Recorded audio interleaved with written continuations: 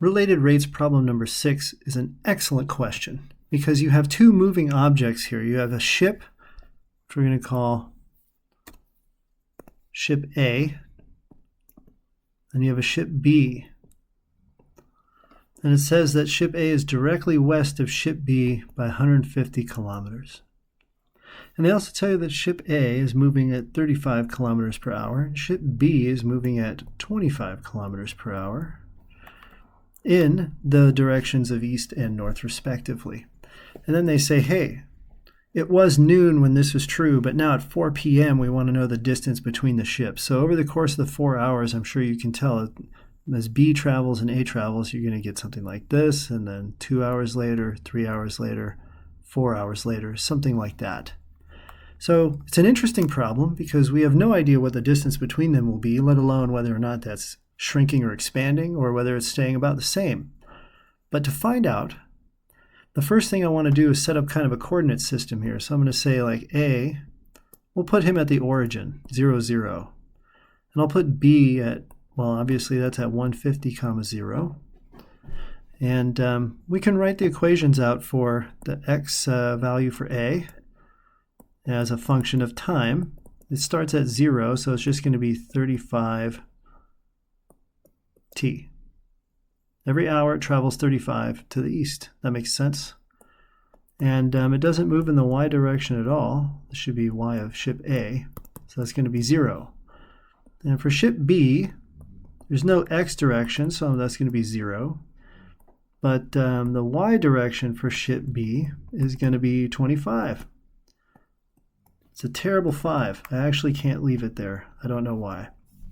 So we know this, 25t, so it's every hour, and multiply by the number of hours for the real distance. That'll give us the coordinates for these guys.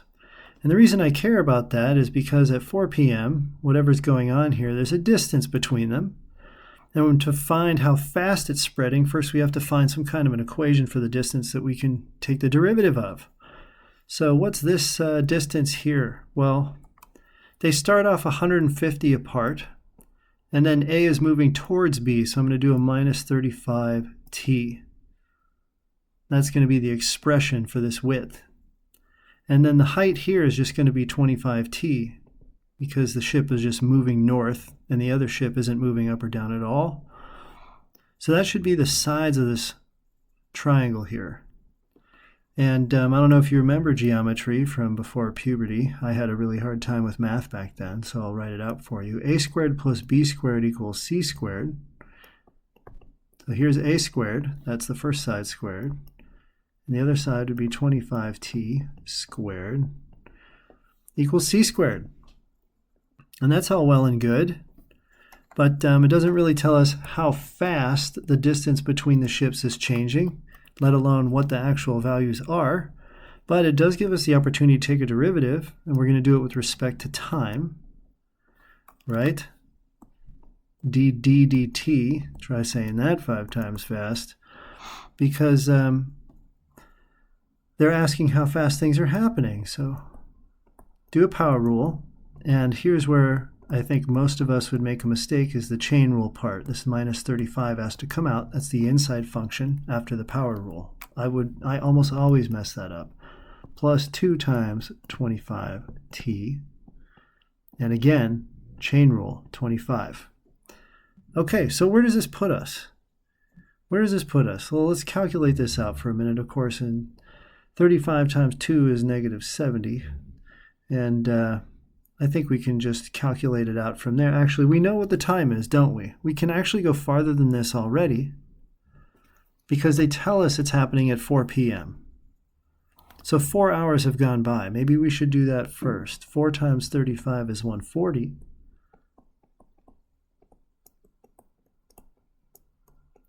Times negative 35.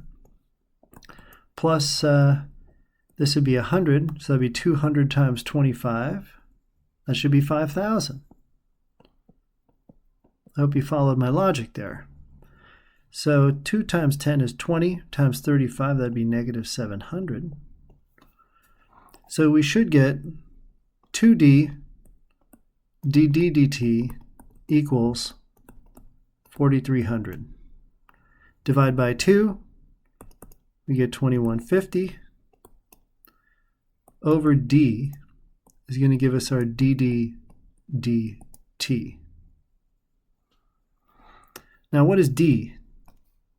Well, we can find this out because we put in 4 for t.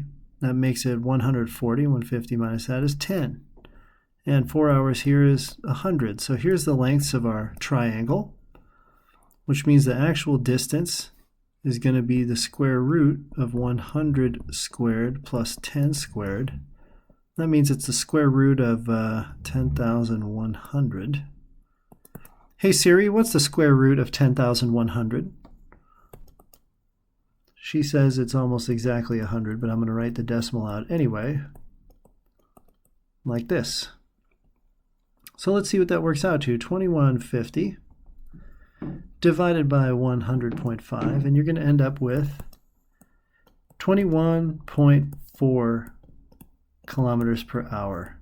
That's a positive number, which means that this distance is spreading apart. Even though one ship is moving this way and one ship is moving this way, it would appear that they are moving apart from each other on the whole. So that tether distance between them is spreading at 21.4 kilometers per hour. And that's the answer to this question. So the trick for this is to parameterize the x and y values. Impose an origin on something, give the other one a coordinate point, and then write the formula for where they are in terms of distance. So it'd be velocity times time. You know, you drive a certain speed for a certain distance for a certain time, you get your distance. And work out your chain rule correctly with these minus 35s and 25s, and just find your dd dt, because that's what they asked you to solve for. So, I mean, obviously you want to work your way toward that. Let's go to the next question.